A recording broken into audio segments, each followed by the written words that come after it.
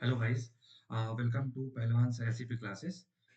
जैसे कि मैं अभी रिसेंटली मैंने अपना न्यू बैच जो है उसको शुरू किया है।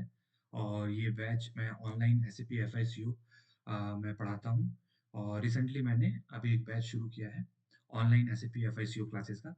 तो गाइस, ये एसएपी एफआईसीयू करने के लिए एलिजिबिलिटी क्या होता है? एलिजिबिलिटी क्या होती है कि इसमें आपको मिनिमम रिक्वायरमेंट है कि ग्रेजुएशन होना चाहिए, वो किसी भी स्ट्रीम में हो।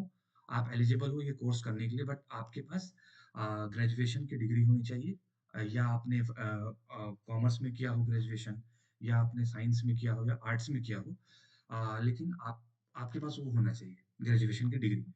उसके बाद दूसरी चीज, अगर आपने कॉमर्स से किया है तो क्योंकि ये एसएपी का फाइनेंस एंड कंट्रोलिंग मॉड्यूल है, जो मैं पढ़ाता हूँ, तो उसमें आपको वो हेल्प हो जाएगी, क्योंकि अकाउंटिंग टर्म्स जो है, अकाउंटिंग से रिलेटेड चीजें हैं, उसमें क्लियर रहेंगी, जनरल एंट्री वगैरह, लेजर, ट्रायल बैलेंस, जो कि एसएपी फाइनेंस और कंट्रोलिंग मॉड्यूल में हम देखते हैं, और उसमें वो सारी चीजें का काम किया जाता है इस मॉड्यूल में।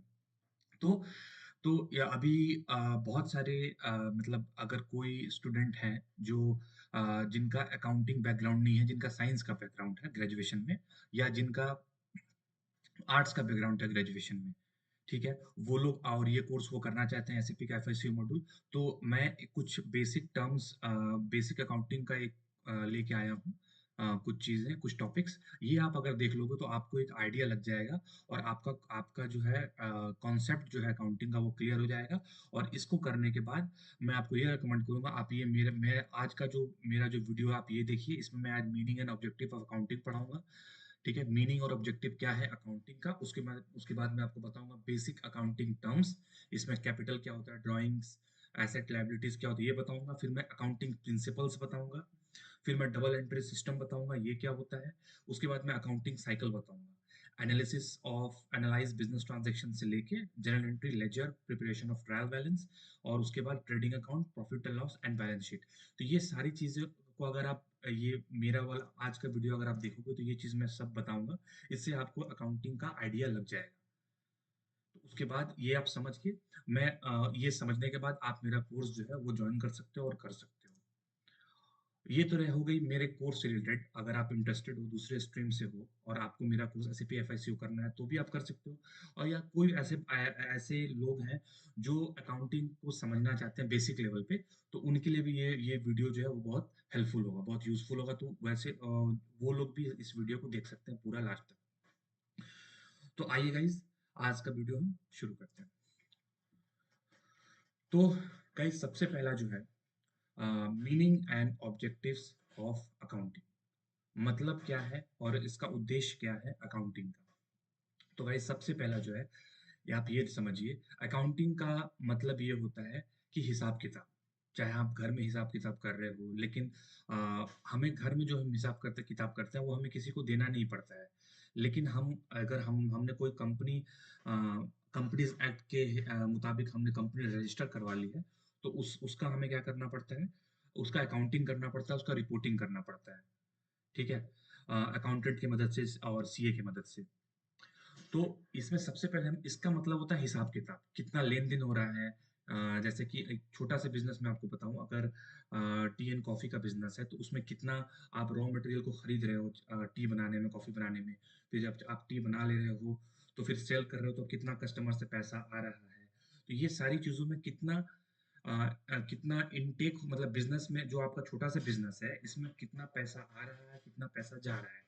ठीक है, और फिर कौन कौन से कस्टमर को आप सेल कर रहे हो, कौन कौन से सप्लायर से आप रॉ मटेरियल खरीद रहे हो वेंडर से। तो ये सारी चीजों को आप क्या करोगे, इसको इसको आप नोट डाउन करोगे, मेंटेन करोगे, या तो फाइल में मेंटेन करोगे, नहीं तो फिर ईआरपी जो सॉफ्टवेयर है टैली, उस पर मेंटेन करोगे, या फिर आप एसएपी के सॉफ्टवेयर में क्या करोगे, मेंटेन करोगे। एसएपी भी एक ईआरपी का टूल ही है। तो ये मेनली ये हिसाब किताब है जिससे आपको एक कंपनी का स्टेटस पता चल जाता है, फाइनेंशियल स्टेटस, कि वो लॉस में चल रहा है या वो प्रॉफिट में चल रहा है, या उसका क्या स्टेटस है, उसका जो पोजीशन है फाइनेंशियली, उसका क्या पोजीशन है। ठीक है, और वो गवर्नमेंट को वो रिपोर्टिंग भी करता है अपना। ठीक है, तो गाइस सबसे पहला जो है, meaning and objectives of accounting में सबसे पहले हम देखेंगे कि accounting is a process Accounting is the process of identifying the event of financial nature. Accounting एक प्रोसेस है पहचानने के लिए इवेंट को जो कि फाइनेंस से रिलेटेड है, मतलब उस इवेंट को पहचानने के लिए प्रोसेस है। Recording them in the journal, उसको रिकॉर्ड किया जाएगा जर्नल में। जर्नल क्या होता है मैं आपको आगे बताऊंगा। उसके बाद classifying in their respective accounts, उसके बाद ये लेजर की बात हो रही है, उसके जर्नल के बाद आप उनको एक जगह क्लासिफाई करो, हर एक अकाउंट्स को। उसके बाद summarising them in profit and loss account, उसके बाद उनका समराइजेशन किया जाएगा प्रॉफिट एंड लॉस अकाउंट में, उसको एडजस्ट किया जाएगा। और एट लास्ट में बैलेंस शीट बनाया जाएगा जिसमें एसेट्स एंड लायबिलिटी को हम रखते हैं। ये तो सबसे पहला काम हो गया है। यहाँ से अकाउंटिंग से लेके बैलेंस शीट तक पहला काम हो गया। ये होने के बाद मतलब आपने इवेंट को पहचाना कि किस नेचर का ये मतलब ट्रांजैक्शन है। जैसे कि हमें आप टी एंड कॉफी के बिजनेस में आप रॉ मटेरियल परचेस करोगे, सपोज मिल्क परचेस करोगे, तो इवेंट नेचर क्या है इवेंट का? तो हमें सप्लायर से वो खरीदना है, मिल्क खरीदना है। ठीक है, वो आपने पहचान लिया। फिर आपने मिल्क कैश पे खरीद लिया सप्लायर से, तो उसकी उसका जनरल एंट्री क्या होगा? Milk account debit to cash account credit, ये हो गया। उसके बाद आप उसको क्लासिफाई कर लोगे दोनों जीएल अकाउंट को, मिल्क के जीएल अकाउंट को और कैश के जीएल अकाउंट को। उसके बाद आप ट्रेडिंग अकाउंट बनाओगे। उसके बाद प्रॉफिट एंड लॉस। इस ये करने से मैं एक एग्जांपल बता रहा हूँ, ऐसे बहुत सारे बिजनेस में ट्रांजेक्शन होते हैं, राइट? तो उसमें क्या होगा, उससे आप जो ये कर रहे हो, जो आप रॉ मटेरियल खरीद रहे हो वेंडर से और कस्टमर को जो सेल कर रहे हो, उससे आपको प्रॉफिट हो रहा है लॉस हो रहा है, उस प्रॉफिट एंड लॉस से पता चलेगा। फिर बैलेंस शीट में एसेट एंड लायबिलिटी। तो सबसे पहला काम जो है ये है। Accounting is a process of identifying the event of financial nature, recording them in the journal, classifying in their respective accounts, and summarizing them in profit and loss account and balance sheet। सबसे पहला तो ये हो गया। उसके बाद and communicating results to the users of such informations, users like owners, governments, creditors, investors। उसके बाद हम जो एक बिजनेस के ओनर हैं, मतलब जो बिजनेस है वो क्या करेगा? बिजनेस वो अपना जो ये इंफॉर्मेशन है, जो फाइनेंशियल रिपोर्ट, इसको फाइनेंशियल रिपोर्ट बोलेंगे गाइस। जो भी आप balance sheet profit and loss ये बना रहे हो, ये फाइनेंशियल रिपोर्ट है। उस रिपोर्ट को हमको देना होगा ओनर को, जो बिजनेस का ओनर है। गवर्नमेंट को अकाउंटिंग करने के लिए गवर्नमेंट को मतलब जब अकाउंटिंग हो गया तो वो गवर्नमेंट को देना पड़ेगा। क्रेडिटर्स, अगर हम चाहते हैं कि हम अपना शेयर इशू करना चाहते हैं, जो बिजनेस उसे शेयर इशू करना चाहते हैं, इन्वेस्टर्स को हम शेयर बेचना चाहते हैं, तो हम उनको भी वो देंगे। और क्रेडिटर्स, क्रेडिटर्स मतलब अगर ये हमारा जो कंपनी है छोटी सी, सपोज हम लोन लेना चाहते हैं, हम किससे लोन लेना चाहते हैं? बैंक से या किसी फाइनेंशियल इंस्टीट्यूशन से। तो वो भी क्या हो जाएगा, उसको भी हम अपना फाइनेंशियल पोजीशन दिखा सकते हैं, तभी वो लोन देंगे। तो ये सारी चीजों में ये मेनली दो ही काम है, फाइनेंशियल रिपोर्ट बनाना और फिर अपने उस रिपोर्ट को ओनर को, गवर्नमेंट को, क्रेडिटर्स को, इन्वेस्टर्स को देना। तो ये मीनिंग भी हो गया, ऑब्जेक्टिव्स भी हो गया अकाउंटिंग का। तो गाइस मैं आशा करता हूँ कि आप समझ गए होंगे। अब हम चलते हैं दूसरे टॉपिक की ओर। Basic accounting terms. Basic accounting term मतलब कुछ इसमें टर्म्स हैं, वो आप कोशिश करिए कि वो आप समझ जाओ। तो ये क्योंकि जनरली ये सारे टर्म बहुत ज्यादा यूज होते हैं अकाउंटिंग में। ठीक है गाइस? तो सबसे पहला जो बेसिक अकाउंटिंग टर्म्स में हम देखेंगे कि प्रॉफिट क्या होता है। ठीक है? तो प्रॉफिट का मतलब ये होता है कि it is revenue minus expenses during an accounting period, month और ईयर में। जो भी आपको रेवेन्यू जनरेट हो रहा है और जो भी आपके खर्चे हैं, मतलब आप जो भी रेवेन्यू जनरेट कर रहे हो वो मतलब कैसे भी आपको पैसा आ रहा है आपके बिजनेस में, और आप खर्चे उसको जब एडजस्ट करोगे और उसमें आपका रेवेन्यू ज्यादा होगा, तो उसका मतलब आपको प्रॉफिट हो गया है। गेन क्या होगा? ये गेन जब होता है जब आप बेच रहे हो फिक्स्ड एसेट्स को या आपके बिजनेस को लॉटरी लगा है, तब उसको हम गेन बोलेंगे। Okay guys? उसके बाद देखिए एसेट्स क्या होता है। एसेट्स जो है ये वैल्यूएबल रिसोर्स है जिसको ओन किया जाता है बिजनेस एंटरप्राइज से, विच can be measured in terms of money. मतलब एसेट्स मतलब गाइस, एसेट्स के बहुत प्रकार होते हैं। जो एक बिजनेस एसेट मतलब फर्नीचर हो गया, जो एक बिजनेस रखता है, जैसे टी एंड कॉफी का बिजनेस है गाइस, तो कॉफी मेकर मशीन मशीन जो है वो एसेट हो गया। उसने कोई छोटी सी एक वैन रखी है, एक गाड़ी रखी हुई है, वो एक एसेट हो गया। फिर उसने फर्नीचर रखा हुआ है, टेबल चेयर्स, ये एसेट हो गया, तो ये एसेट है। फिर अगर मतलब ये इस एसेट मतलब यही हो गया गाइस, जिसका टर्म्स ऑफ मनी में उसको हम आप उसका कुछ वैल्यू हो, उसको हम एसेट्स बोलते हैं। अब हम देखते हैं कि टाइप्स ऑफ एसेट्स क्या होता है। टाइप्स ऑफ एसेट्स क्या होता है guys? तो चार तरीके के मेनली चार तरीके के एसेट्स होते हैं। सबसे पहला टाइप है फिक्स्ड एसेट्स। फिक्स्ड एसेट्स मतलब क्या हो गया, जैसे कि लैंड, बिल्डिंग, फर्नीचर, जिसका कि ये एक्सपेक्टेड है कि उसको बेचा जाएगा, which is expected to be sold within a year, और इट्स नॉट मैंडेटरी कि उसको बेचा ही जाए विद इन अ ईयर। मतलब आप ये समझ सकते हो कि ये सब उसके एग्जाम्पल हो गए। ठीक है, जिसको एक्सपेक्ट किया है वो बेचा जा सकता है। करंट एसेट्स क्या होता है guys? जो लिक्विड एसेट्स होता है, मतलब जनरली कैश जो होता है बिजनेस में, जो कैश होता है उसको करंट एसेट्स बोलते हैं। या कोई ऐसा एग्रीमेंट हुआ है, जो ऐसा पेपर बना है, मतलब उसको लेटर ऑफ क्रेडिट, ये सारी चीजें आपको करंट एसेट है, जिसको हम कैश में कन्वर्ट कर सकते हैं within a year. Check हो गया, ये सारी चीजें करंट एसेट्स है एक बिजनेस के लिए। These assets are either meant for sale or which are expected to be converted into cash within 1 year. ठीक है। उसके बाद देखते हैं next type, tangible assets, things which can be touched, seen, example land and building. अगर एक business है, उसके पास ऐसा एसेट का वो प्रकार है जिसको आप छू सकते हो, जैसे लैंड। एक बिजनेस के पास लैंड है, उन्होंने लैंड परचेज किया है, तो उस लैंड को आप छू सकते हो, देख सकते हो। बिल्डिंग है, फर्नीचर है, गाड़ी है, व्हीकल है, तो वो टेंजिबल एसेट्स हो गए एक बिजनेस के। इनटेंजिबल एसेट्स क्या होता है, things which can not be touched, और वैसा एसेट जिसको आप छू भी नहीं सकते हो, देख भी नहीं सकते हो, लेकिन वो एग्जिस्ट करता है। जैसे एक कंपनी का गुडविल हो गया, प्रीपेड एक्सपेंसेस हो गया, ये सब क्या है, इन एसेट्स है लेकिन इनटेंजिबल, जिसको आप छू और देख नहीं सकते हो। उसके बाद गाइस, उसके बाद नेक्स्ट टर्म हम देखेंगे कि कैपिटल क्या होता है। कैपिटल क्या होता है, तो एक ओनर है, सपोज मैं अपना टी एंड कॉफी का बिजनेस शुरू कर रहा हूँ फॉर एग्जांपल, और मैं 1 लाख रुपीज जो है इन्वेस्ट कर रहा हूँ अपने पास से। तो एक ओनर है, और मैं एक कंपनी रजिस्टर कर रहा हूँ, टी एंड कॉफी का business, suppose Wilson tea coffee business को मैं रजिस्टर कर रहा हूँ। तो अब मैं क्या कर रहा हूँ, मैं अपने पास से 1 लाख रुपए, मेरे पास 1 लाख रुपए था अपने पर्सनल यूज के लिए। अब मैं इस 1 लाख को क्या कर रहा हूँ, इस 1 लाख को मैं इसमें इन्वेस्ट कर दे रहा हूँ। ठीक है, तो ये 1 लाख जो है, ये इस बिजनेस, ये मेरे बिजनेस के, मैं owner is different and his business is also different. दोनों चीजें, दो ओनर और उसका बिजनेस जो अलग अलग अलग एंटिटी है, अलग अलग चीजें हैं, दोनों एक नहीं है। पहली बात आप ये समझिए। उसके बाद ओनर ने अपने पर्सनल 1 लाख को कहा किया, बिजनेस में इन्वेस्ट कर दिया, तो वो अब बिजनेस के पास चला गया, लेकिन ये बिजनेस के लिए लायबिलिटी है, क्योंकि ये ओनर ओनर ने ही इसको इसमें इन्वेस्ट किया है। तो बिजनेस के लिए क्या है, लायबिलिटी है। तो कैपिटल होता क्या है, it refers to the amount invested by proprietor in a business. तो ये चीज आप ये समझ जाइए कि कैपिटल ये होता है। ठीक है, it refers to the it refers to the amount invested by proprietor, मतलब owner in the business enterprise.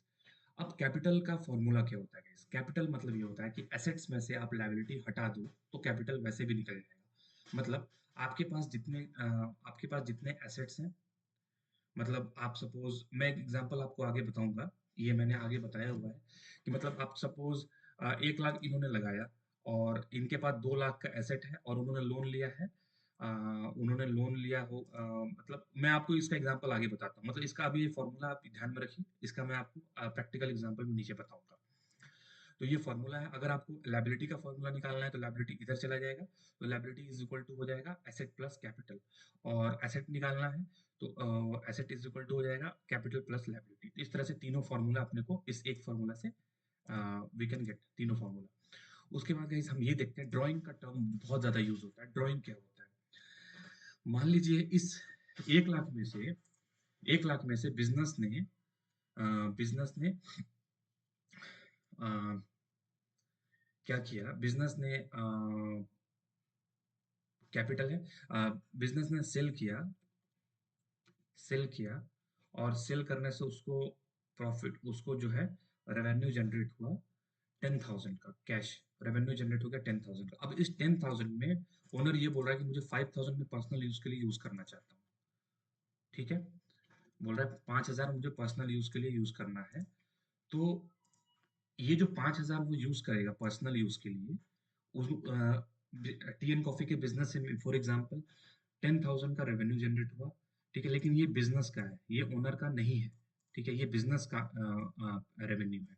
अब ओनर ये बोल रहा है कि मुझे 5,000 उसमें से यूज़ करना है अपने पर्सनल काम के लिए, घरेलू खर्चे के लिए। तो ये ड्राइंग्स हो जाएगा, मतलब ये बिज़नेस लेके जाएगा 5,000, तो वो उसके लिए ड्राइंग होगा। तो इसका मतलब ये होता है, it refers to the cash और value of goods withdrawn by owner for personal.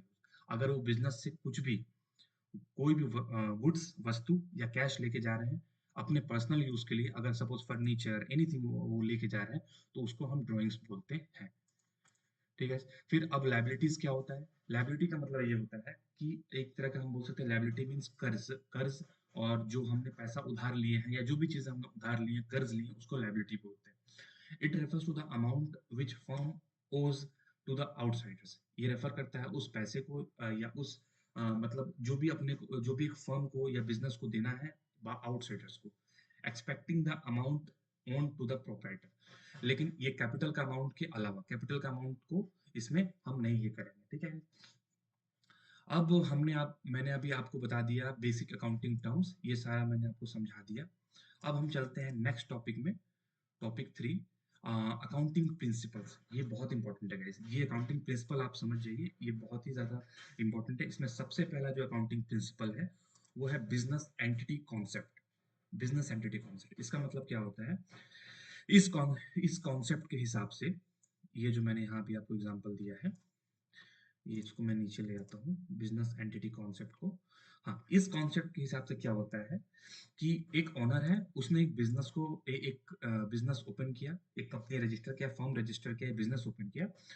तो इस कॉन्सेप्ट के हिसाब से बिजनेस जो है उसको ट्रीट किया जाएगा as a unit separate and distinct from its owner, creditors, managers and others. मतलब इन दोनों, ये ओनर और ये जो बिजनेस है, ये दोनों एक अलग पहचान है। सपोज हम, ये ओनर है, इसका नाम है गुलशन। गुलशन, और इन्होंने, गुलशन ने अपनी अपने पापा के नाम से फॉर्म रजिस्टर कर लिया।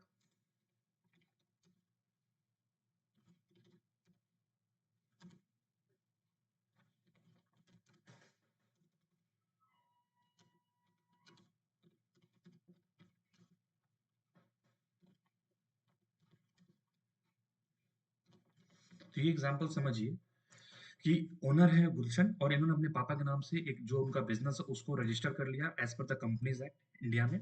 तो ये दोनों इंडिया में हो चाहे बाहर हो बिजनेस, ये ओनर जो है, मालिक जो है उसका जो बिजनेस है, वो दोनों अलग अलग एंटिटी होता है, अलग अलग उनका पहचान होता है, वो एक नहीं होते हैं।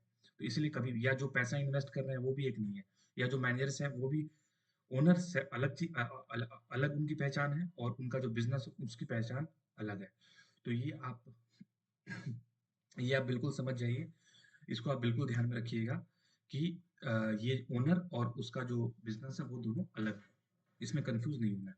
बेसिक अकाउंटिंग इक्वेशन क्या होता है कि लायबिलिटी और कैपिटल को आप प्लस कर दीजिए, वो इज इक्वल टू एसेट हो जाएगा। ये बेसिक अकाउंटिंग इक्वेशन हो गया। उसके बाद double entry system. Double entry system क्या होता है गाइस?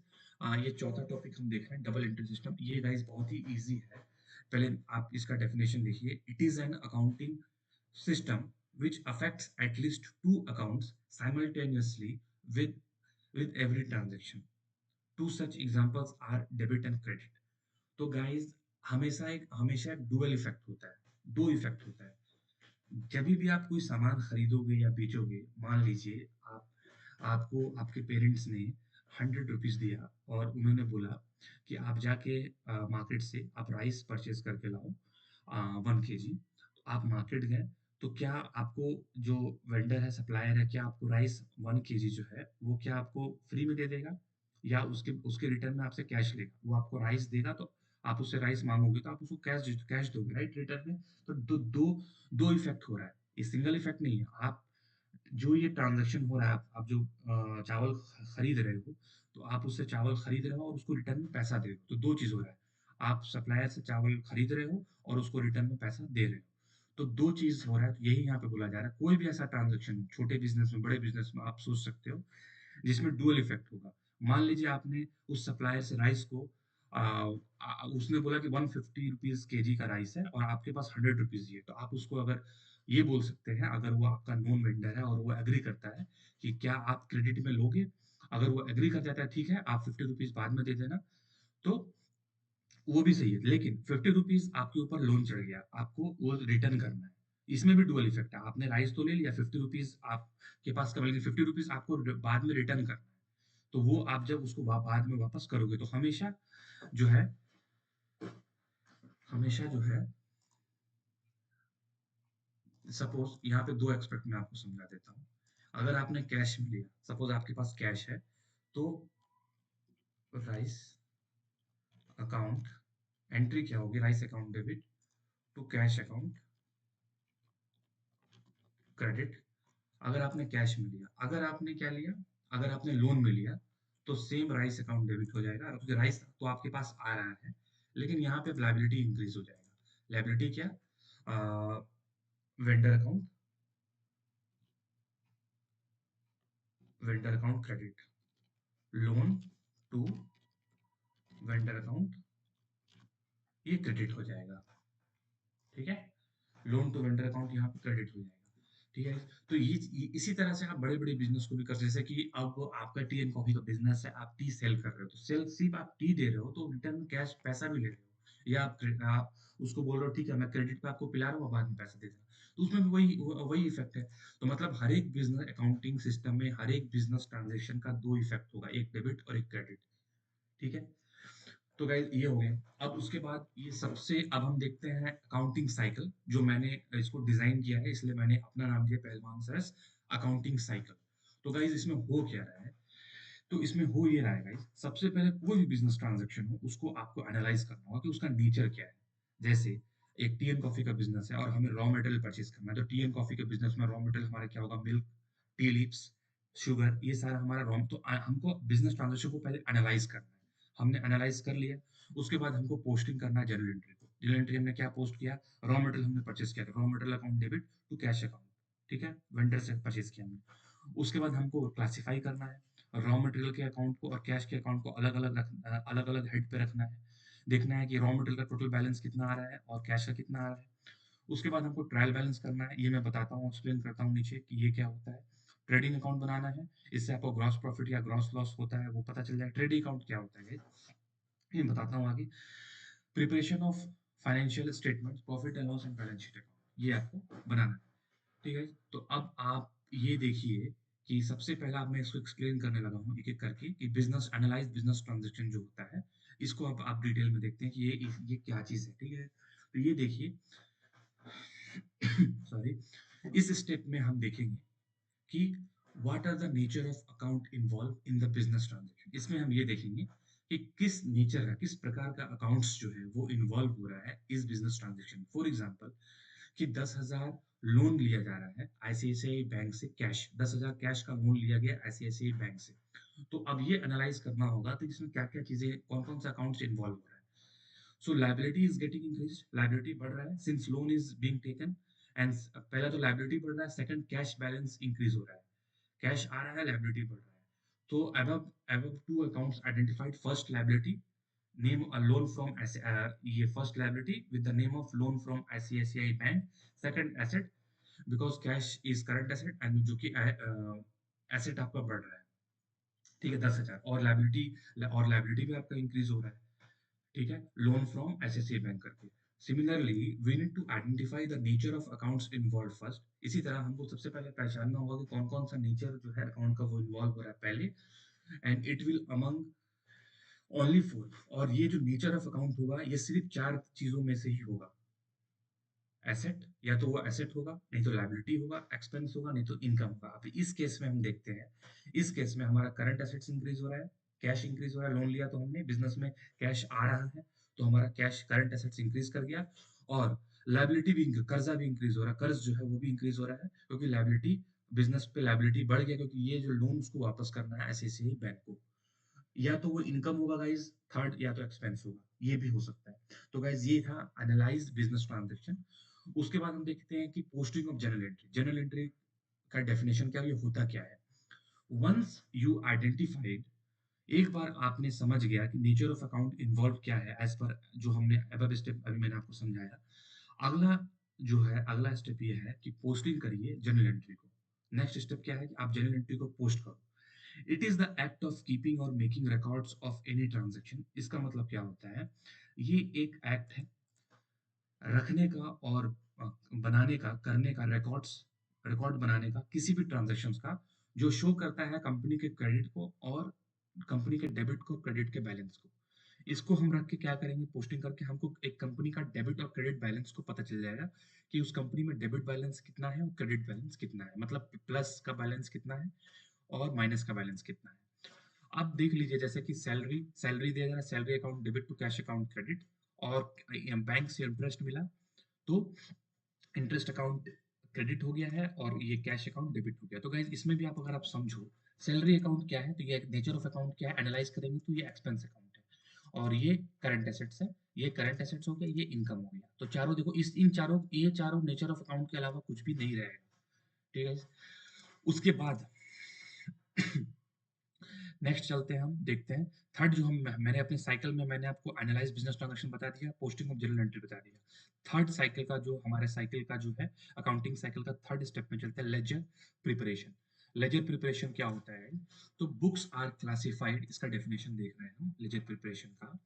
बुक्स जो है उसको क्लासिफाई किया जाता है, डिवाइड किया जाता है in order to ascertain, in order to calculate करने के लिए position of a particular position of a particular account. ठीक है।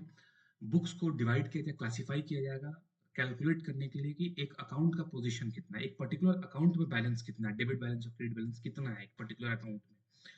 सबसे पहला। दूसरा, all accountings related to that particular account, सारा अकाउंटिंग्स रिलेटेड, सारा all transactions related to that particular account are collected at one place in a ledger. सारे transactions उस related to उस पर्टिकुलर जीएल अकाउंट से उसको एक ही जगह प्लेस किया जाएगा। मतलब हम लेजर, अब देखो मैंने ऊपर में जो एग्जांपल बताया, तो मैंने यहाँ पे आप देखिए जर्नल एंट्री में, तो यहाँ दो जगह कैश अकाउंट यूज हो रहा है, जो मैंने ये पोस्टिंग जर्नल एंट्री में एग्जांपल बताया है। तो यहाँ पे आप क्या करोगे? एक जगह कैश अकाउंट क्रेडिट हो रहा है, एक जगह कैश अकाउंट डेबिट हो रहा है। तो यहाँ पे देखिए 10,000 से कैश अकाउंट क्रेडिट हुआ है, 1500 से डेबिट हुआ है। ठीक है गाइस। तो बैंक अकाउंट यहाँ 1500 है, मैं इसको ये कर लेता हूँ 1500, और ये हो जाएगा बैलेंस सीडी 8500, 8500। इसको भी मैं यहाँ पे 8500 कर देता हूँ। ठीक है। अभी देखिए गाइस, ये यहाँ पे कैश अकाउंट डेबिट हो रहा है कितने से? 1500 से। तो यहाँ पे ये डेबिट साइड है, ये डेबिट साइड है, इसको मैं डेबिट लिख देता हूँ यहाँ पे, डेबिट साइड है, और ये क्रेडिट साइड है, ये क्रेडिट साइड है। यहाँ पे कैश अकाउंट डेबिट हो रहा है 1500 से और क्रेडिट हो रहा है, और यहाँ पे आप देखो क्रेडिट हो रहा है 10,000 से। तो बैलेंस कितना बच गया? कैश तो इस तरह से बनाते हैं। फिर इसमें कैरी फॉरवर्ड कितना है? 8500, फिर उसको ब्रॉट डाउन करेंगे 8000। उसके बाद आप ये देखेंगे कि सैलरी अकाउंट में हमारा एक ही ये यूज हुआ है, सैलरी अकाउंट यहाँ पे डेबिट हुआ है, तो सैलरी अकाउंट को मैंने यहाँ डेबिट कर दिया। क्रेडिट कुछ भी नहीं है, सैलरी अकाउंट एक ही जगह यूज हुआ है। बैंक इंटरेस्ट अकाउंट सिर्फ क्रेडिट हुआ है 1500 से। तो इस तरह से 1500 से हमने, सॉरी यहाँ पे गलत है 5000, मैं इसको 1500 कर दे रहा हूँ। ये हर जगह 1500 ही है, तो मैं 1500 कर दे रहा हूँ। यहाँ पे ये कुछ भी नहीं है, ये 1500 है,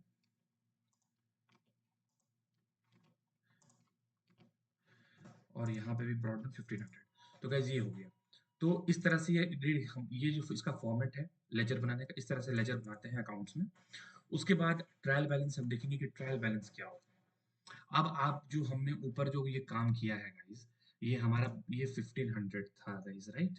इसको मैं 1500 कर दे रहा हूँ, और इसको भी मैं 1500 कर दे रहा हूँ, इसको भी मैं 1500 कर दे रहा हूँ। और यहाँ पे हमारा कैश 8500 था, 8500 हमारा यहाँ पे कैश था। और सैलरी कितना था हमारा गाइस? सैलरी 10,000, और 10,000 से कैश क्रेडिट है। ठीक है। और यहाँ हमारा कैश 11, तो टोटल कैश हो गया 11,500। टोटल कैश हो गया 11,000, 500, ठीक है। तो ये हो गया हमारा, और यहाँ पे हमारा कैश कितने से क्रेडिट है, 10,000 से। तो यहाँ कैश को 10,000 से आप क्रेडिट कर दो। ओके गाइस, और कैश अकाउंट ये सैलरी 10,000, 10,000 क्रेडिट, सैलरी 10,000, 10,000 क्रेडिट। उसके बाद 1,500, और बैंक इंटरेस्ट 1,500, बैंक इंटरेस्ट 1,500, और ये हमारा बैंक इंटरेस्ट 1,500,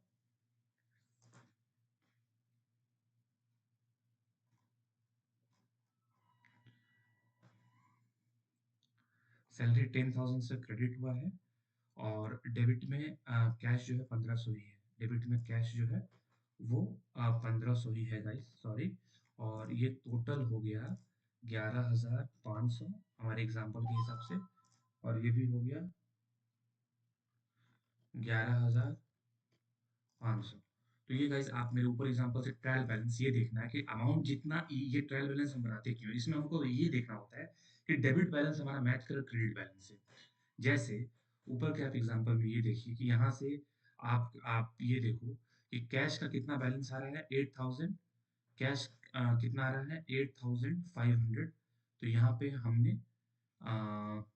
कैश का कितना बैलेंस है, क्रेडिट कैश का कितना बैलेंस है, 8,500, और वो कहाँ पे है, क्रेडिट पे है। तो यहाँ पे आप कैश को 8,500 यहाँ पे ले आओ। उसके बाद सैलरी का कितना है, 10,000, तो सैलरी हमने यहाँ पे 10,000 लिख दिया है। और ये कितना है गाइस, ये कितना है, बैंक इंटरेस्ट अकाउंट ये है 1,500। तो टोटल दोनों का जो है वो 10,000, सॉरी ये 10,000, 10,000 दोनों का हो गया। तो लेजर के बाद हमने ट्रायल बैलेंस बनाया, इसमें ये होता है कि डेबिट इज इक्वल टू हमारा, आप यहाँ से देख सकते हो, यहाँ से आपको ब्रॉड डाउन लेके आना है। कैश का बैलेंस कितना था लेजर में, 8,500 क्रेडिट हमने यहाँ लिखा। उसके बाद सैलरी का कितना था, सैलरी का था डेबिट 10,000 हमने यहाँ लिखा। बैंक इंटरेस्ट का कितना था, 1,500 क्रेडिट। तो इस बिजनेस ट्रांजेक्शन के दो बिजनेस ट्रांजेक्शन आप देख सकते हो एग्जांपल से कि ट्रायल बैलेंस हमारा डेबिट जो है वो मैच करा क्रेडिट से। अब देखते हैं इसका डेफिनेशन, मतलब डेबिट जो है वो क्रेडिट से मैच करना चाहिए उसमें। तो इट इज अ स्टेटमेंट, ये एक स्टेटमेंट है which is prepared with debit and credit balances of ledger accounts. ये एक स्टेटमेंट है जिसको प्रिपेयर किया जाता है डेबिट और क्रेडिट बैलेंसेस के साथ लेजर अकाउंट्स के, जो लेजर अकाउंट्स हमने पहले देखा, to test the arithmetic accuracy of the account. ये चेक करने के लिए कि अर्थमेटिकली मतलब कैलकुलेशन में डेबिट हमारा क्रेडिट के बराबर है कि नहीं, मतलब जो प्लस अमाउंट्स हैं वो हमारे मतलब जो प्लस अमाउंट्स हमारे नेगेटिव माइनस वाले अमाउंट से मैच कर रहा है कि नहीं, ठीक है। From above same journal entry and ledger example we will prepare the trial balance as for. ये हमने जो अभी ट्रायल बैलेंस बनाया है ये ऊपर वाले लेजर की मदद से हमने बनाया है। अब गाइस हम चलते हैं प्रिपरेशन ऑफ फाइनेंशियल स्टेटमेंट्स, ये देखने के लिए कि प्रिपरेशन ऑफ फाइनेंशियल स्टेटमेंट्स क्या है।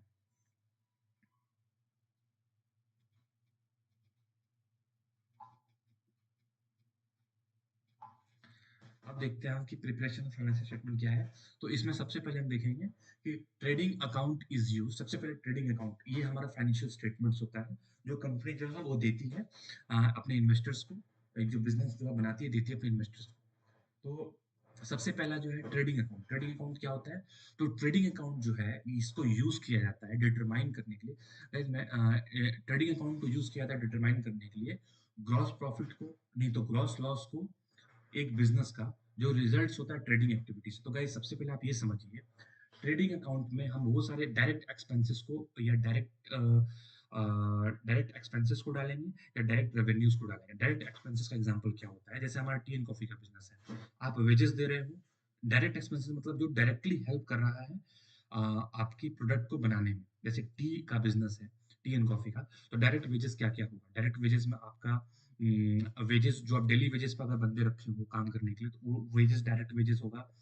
फिर से आप रेंट दे रहे हो, वो डायरेक्ट वेजेस हो जाएगा।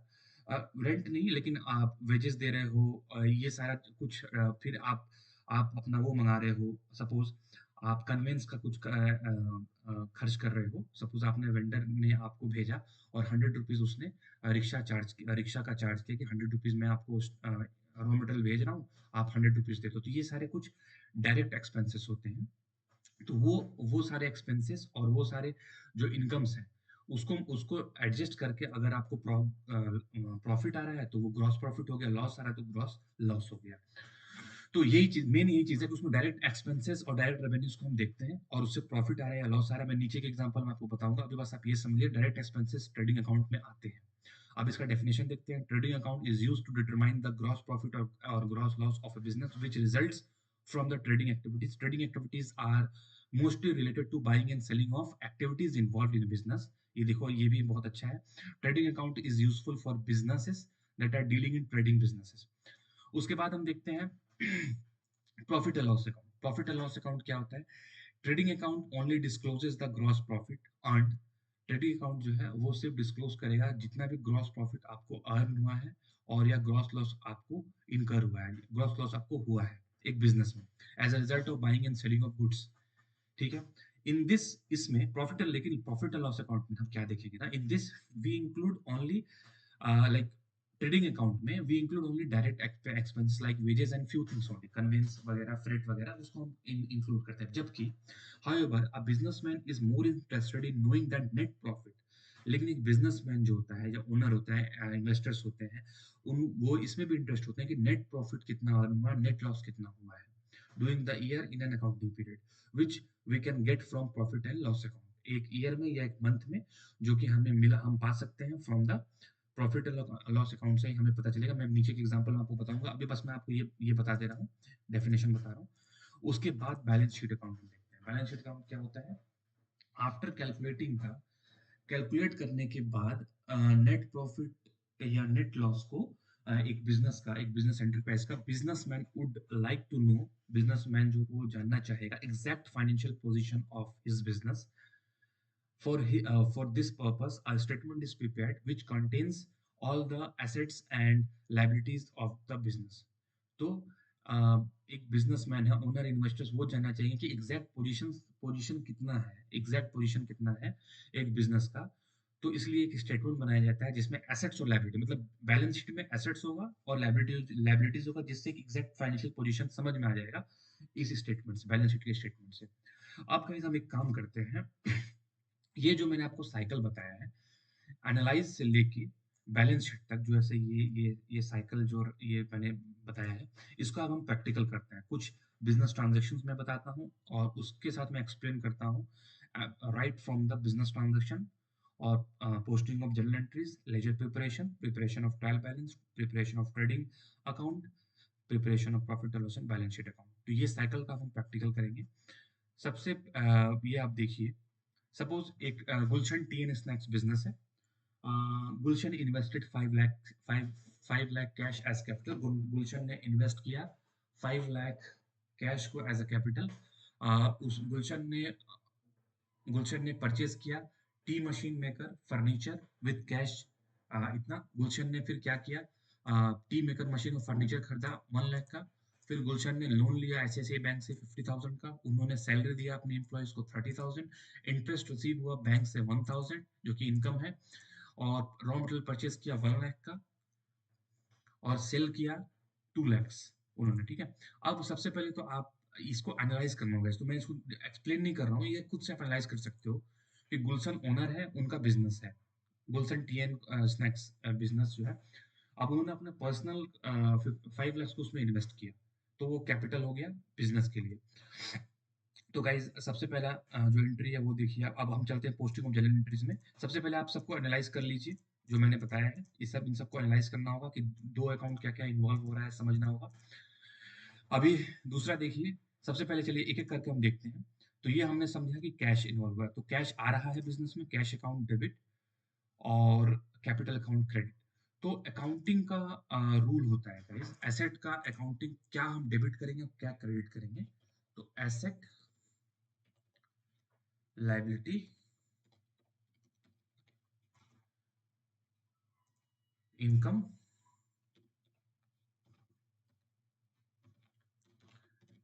इनकम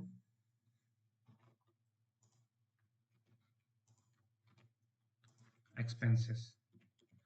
गाइस इसका ये रूल होता है कि ये जब इंक्रीज होता है तो डेबिट होता है। मैं ये आपको बता देता हूँ। इंसर्ट,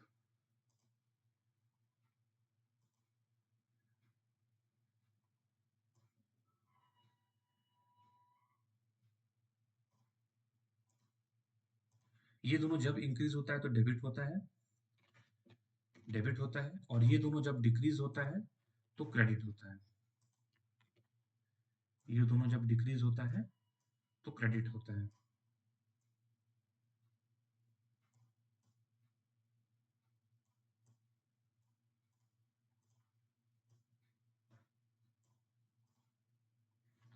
ये दोनों जब डिक्रीज होता है तो क्या होता है गाइस? क्रेडिट होता है। ये जनरल एंट्री का रूल है, इस रूल को भी आपको समझना पड़ेगा। और इसमें जो है, इसमें उल्टा होता है। इसमें अगर ये इंक्रीज होता है तो डेबिट होता है, ये इंक्रीज होता है तो डेबिट होता है,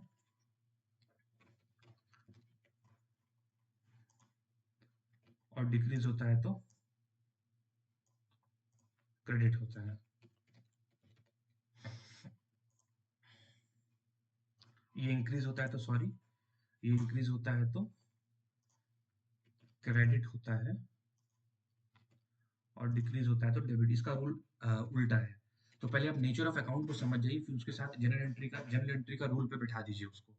जैसे मैं इसको एक बार एक बॉक्स में रख देता हूँ ताकि आप लोग समझ जाओ, और इसको एक बॉक्स में रख देता हूँ ताकि इसको भी आप समझ जाइए। ठीक है गाइस, अब ये जनरल एंट्री का रूल में यहाँ पे जनरल एंट्री रूल,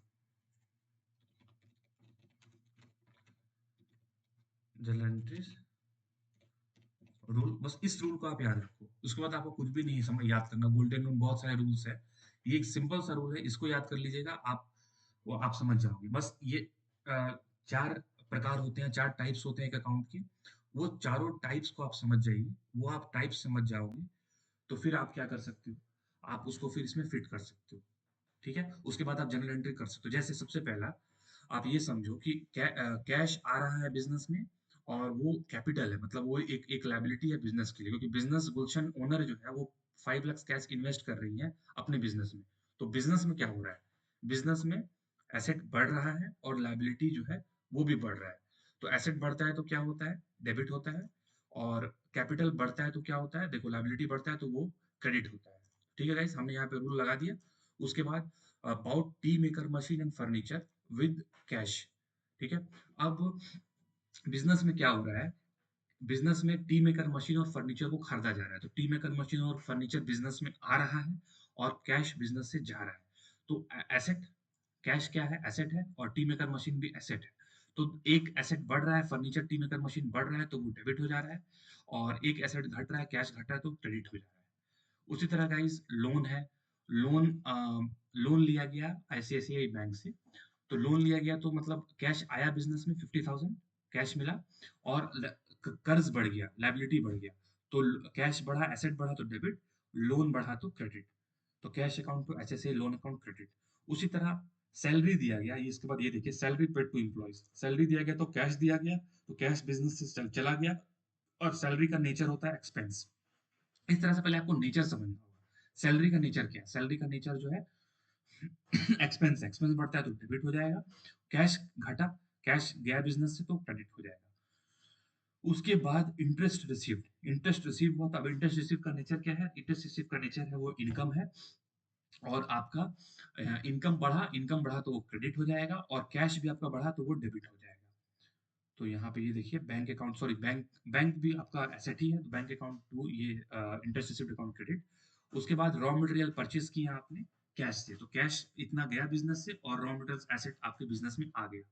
तो गाइज ये हो गया आपका purchase account debit to cash account credit. उसके बाद हम देखते हैं गाइज, उसके बाद उसके बाद क्या है, सेल्स, इतना सेल किया, 2 लाख का सेल हो रहा है गाइस। तो इसमें कैश सेल करने से कैश आ रहा है, और जो आपका फिनिश गुड्स है, चाहे आप कॉफी आपने बना के बेच रहे हैं, तो वो आपका बिजनेस से कम हो रहा है। तो ये आपका डिक्रीज कैश आपका इंक्रीज हो गया, और सेल्स जो है, सेल्स एक रेवेन्यू अकाउंट होता है, और रेवेन्यू जो है वो आपका बढ़ रहा है। तो वो जब बढ़ता है तो यहाँ पे आप देखिए, जब रेवेन्यू एक एक तरह का इनकम है, जब इनकम बढ़ता है तो वो क्रेडिट होता है, तो वो क्रेडिट हो गया। तो गाइज इस तरह से हमने ये सारा हमने जनरल एंट्री देखा, उसका रूल भी मैंने आपको बता दिया। नेक्स्ट जो होता है लेजर बनाएंगे। लेजर कैसे बनाओगे? लेजर कैपिटल का लेजर 5 लाख का है देखिए, और ये है फिर एक कैश इसमें इन्वॉल्व है। ठीक है गाइज, तो कैश को हम सबसे लास्ट में देखते हैं। टी मेकर मशीन एक ही बार इन्वॉल्व है 1 लाख से, टी मेकर मशीन 1 लाख, एक 1 लाख से यहाँ पे मेंटेन है। उसके बाद हम देखते हैं सैलरी। सैलरी भी एक ही बार आया है 30,000 से, सैलरी भी एक ही बार आया है 30,000 से। उसके बाद आप देखो बैंक अकाउंट और इंटरेस्ट रिसिप्ट अकाउंट। फिर गाइज उसी तरह देखिए आप, बैंक अकाउंट एक ही बार आया है, इंटरेस्ट रिसीव्ड अकाउंट उसी तरह से, सेल्स वगैरह सारी चीज। अब सबसे इंपॉर्टेंट हम कैश देखते हैं। कैश कितनी बार आया है? कैश टोटल 5 टाइम्स आया है। पहले बार 5 lakhs का। एक काम करता हूँ मैं, इसको ना मैं यहाँ पे उठा के ले आता हूँ, इसको मैं यहाँ पे उठा के ले आता हूँ ताकि आप लोगों को समझने में इजी हो जाएगा। यहाँ पे, यहाँ पे आप ये देखो कि सबसे पहले कैश जो है डेबिट हुआ 5 लाख से, यहाँ पे मैंने डाला है लेजर में। आईसीआईसीआई बैंक डेबिट हुआ है 50,000 से, मैंने डाला है। फिर उसके बाद देखिए आप, कैश अकाउंट 2 लाख से यहाँ डेबिट हुआ है, वो भी मैंने किया है। क्रेडिट कितने से हुआ है? क्रेडिट हुआ है यहाँ पे, आप देखो 30,000 से यहाँ पे क्रेडिट हुआ है, मैंने डाला है। परचेज किया है वहाँ पे 1 लाख से, ये मैंने यहाँ पे डाला है।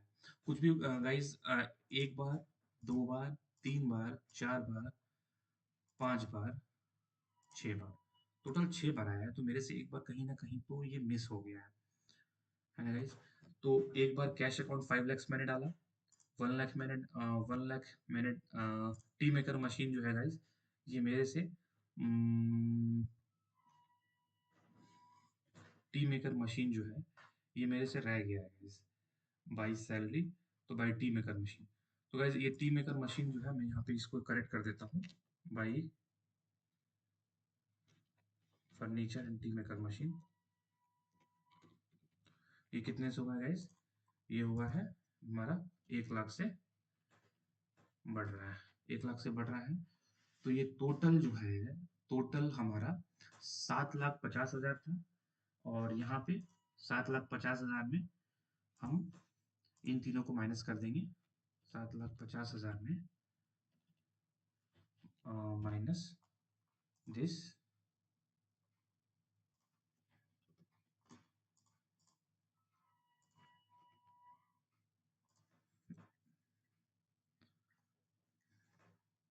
This minus control G, control G, control G, control G, control G. 7,50,000, 7,50,000 में गाइज हम माइनस करेंगे 2,30,000। 7,50,000 में 2,30,000, टोटल आ गया हमारा 5,20,000। टोटल हमारा 5,20,000। इसको मैं यहाँ से उठा लेता हूँ, यहाँ पे भी मैं डाल देता हूँ। तो टोटल हमारा हो गया गाइस 5,20,000 का, हमारा हो गया। 6 बार यूज हुआ, हमने यहाँ पे ये कर दिया। ठीक है गाइस, तो अब इसको मैं क्या करता हूँ, इसको मैं यहाँ उठा लेता हूँ कॉपी, और मैं यहाँ पे कैश में डाल देता हूँ। ठीक है guys? तो ये हमारा हो गया। अब हम चलते हैं guys, इस तरह से हम लेजर बना लिया हमने सबका। अब ट्रायल बैलेंस हम बनाएंगे। ट्रायल बैलेंस आप देखिए, यहाँ पे हमारा 5,20,000 बिल्कुल सही आया है हमारा, और ये सारी चीज़ों को हमने यहाँ डाला है वहाँ से, मतलब लेजर से हमने सारे अमाउंट में कैपिटल 5 lakhs, कैश, कैश देखिए, कैश 5,20,000 मैंने डाला है। और उस तरह से मैंने interest received, sales 2 lakhs, sales 2 lakhs, जो क्रेडिट है उसको क्रेडिट में डाला है, जो डेबिट है उसको डेबिट में डाला है मैंने। ठीक है, जैसे कि ये क्रेडिट साइड में है तो मैंने इसको क्रेडिट साइड में 2 lakhs डाला है सेल्स को। ठीक है गाइस, ये परचेजेस 1 लाख का डेबिट साइड में है, तो परचेज देखिए इस तरह से मैंने सबको एडजस्ट किया है। उसके बाद फाइनेंशियल, यहाँ से हमारा प्रिपरेशन ऑफ फाइनेंशियल स्टेटमेंट बनेगा। इसके बाद से ये इस ट्रायल बैलेंस स्टेटमेंट के बाद हमारा debit is equal to credit यहाँ मैच कर रहा है। सबसे इंपॉर्टेंट ये आप देख लीजिए, ये मैच कर रहा है हमारा ये मैच कर रहा है। तो उसके बाद सॉरी, उसके बाद हम क्या करेंगे, उसके बाद हम ट्रायल बैलेंस फाइनेंशियल स्टेटमेंट बनाएंगे। सबसे पहला उसमें हम ट्रेडिंग अकाउंट बनाएंगे। ट्रेडिंग अकाउंट देखिए हमने ऐसे बनाया, ओपनिंग स्टॉक हमारे पास कुछ भी नहीं है, हमारे एग्जांपल में परचेजेज है हमारे पास, उसमें जो जो चीजें आती है मैंने यहाँ पे सब डाला है। सेल्स है हमारे पास 2 लाख का, सेल्स रिटर्न कुछ भी नहीं है। Purchase direct expenses like carriage inward, freight, wages, ये सब कुछ भी नहीं है हमारे पास, बस परचेजेस एंड सेल्स है, वो हमने डाला है। तो अब वहां पे हमारा ग्रॉस, हमें ग्रॉस प्रॉफिट हो, ग्रॉस लॉस होगा तो इधर आएगा, लेकिन ग्रॉस प्रॉफिट हो गया। अगर स्टॉक वगैरह है तो उसको भी हम यहाँ लिखेंगे, ठीक है। तो हमारा ग्रॉस प्रॉफिट हो गया, जो ये gross profit profit and loss में आएगा। तो एक बिजनेस को trading and profit and loss में इन सारी चीजों को डाल के ग्रॉस प्रॉफिट या ग्रॉस लॉस मिलता है, वो उनको मिल गया। उसके बाद नेक्स्ट, बिजनेसमैन बिजनेस क्या करेगा, नेट प्रॉफिट या नेट लॉस निकालेगा। और वो कैसे निकालेगा, देखिए अब हमारे बिजनेस के एग्जांपल में एक इंटरेस्ट रिसिप्ट है, जो कि एक्सपेंस, जो कि नेचर उसका अकाउंट के इनकम है, और सैलरी अकाउंट जो एक्सपेंस है। तो ये सैलरी अकाउंट डेबिट में आएगा और ये क्रेडिट में आएगा। तो और 10,000, ये 1 लाख हमारा प्रॉफिट आया है पहले से, टोटल हो गया ये 1,40,000। और इसमें हम लेस कर दें, इसमें 30,000 लेस हो जाएगा, तो हमारा नेट प्रॉफिट निकल गया 1,40,000। ठीक है, ये नेट प्रॉफिट ये चला जाएगा कैपिटल अकाउंट में, जुड़ जाएगा। ठीक है, और अगर लॉस होगा, नेट लॉस इधर आता है राइट क्रेडिट साइड में, तो वो लेस हो जाता है। अब हम बैलेंस शीट बनाएंगे गाइस, तो यहाँ देखिए लायबिलिटी में हमारा कैपिटल है। जो ये लायबिलिटी क्यों है, क्योंकि ये बिजनेस की लायबिलिटी है, क्योंकि ये ओनर का पैसा है। इस प्रॉफिट को भी इसमें जोड़ा जाएगा कैपिटल, क्योंकि ये पैसा ओनर ने इतना लगाया था, और ये चीज ओनर का है। तो ये चीज हमें यहाँ पे सही है guys. Cash account 5,20,000, TN furniture 1 lakh, bank 40,000। और ये टोटल हमारा बैलेंस शीट का जो स्टेटमेंट है, ये 6 लाख टोटल आप देख लीजिए। ये अगर हम जोड़ें गाइस, तो देखिए is equal to this plus this plus this. देखिए 6 लाख, 6 लाख कितना आ गया गाइस, ये आ गया 6,60,000। हमारा debit is equal to credit, हमारा ये इक्वल ये हो गया। तो गाइज ये मैंने हिंदी में बताया गाइज, अगर आप लोग को इंग्लिश में ये पूरा टॉपिक गाइज मैंने कंप्लीट कर दिया है। ये आपको मेरा एसएपी एफएससीओ कोर्स करने से पहले ये आप देख लोगे, ये साइकिल, ये प्रैक्टिकल, तो आप बिल्कुल कर सकते हो। बस एलिजिबिलिटी आपके पास ग्रेजुएशन, किसी भी स्ट्रीम से ग्रेजुएशन होना चाहिए, देन आप एलिजिबल हो।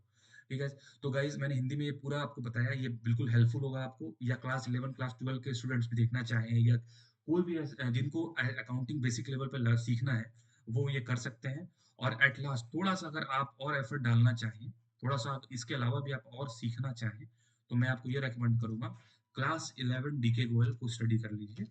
क्लास 11 अकाउंटेंसी डीके गोयल का, तो गाइज थोड़ा सा डिटेल में आप और देख सकते हो, तो मैं मेरा ये रिकमेंडेशन है। तो गाइज आप कमेंट्स में मेरे को बताइए, अगर आपको इंग्लिश में ये वाला जो मैंने बेसिक अकाउंटिंग का ये बताया है, अगर आपको इंग्लिश में समझना है, तो आप प्लीज लेट मी नो, तो मैं फिर then I will explain this one in English, so you can let me know. तो ये मैंने हिंदी में बता दिया गाइज, तो मैं होप करता हूँ कि आपको समझ में आया होगा। और कुछ भी आपका डाउट हो तो आप मुझसे पूछ सकते हो। और गाइज मेरे चैनल को बिल्कुल सब्सक्राइब कर लीजिए, ताकि जो भी मैं वीडियोस लाऊं SAP FICO related, accounting related, वो आप तक पहुंच करे। तो thank you for watching guys, stay tuned, bye.